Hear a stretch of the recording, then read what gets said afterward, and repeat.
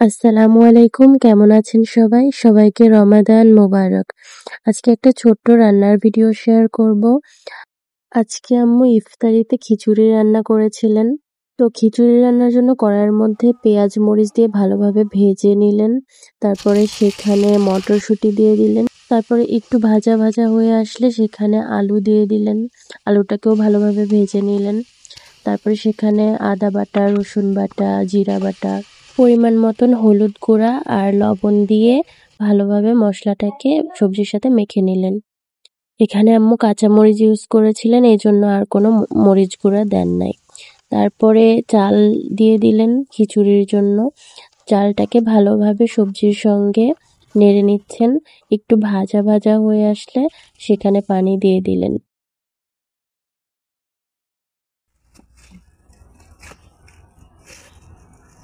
এরপরে এখানে একটা খিচুড়ির মশলা দিয়ে দিলেন। তারপরে ভালোভাবে নেড়ে দিলেন।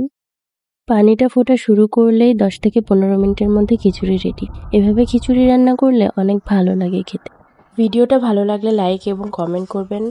চ্যানেল এবং পেজটিকে ফলো এবং সাবস্ক্রাইব করতে ভুলবেন না ইনশাআল্লাহ। আসসালামু আলাইকুম।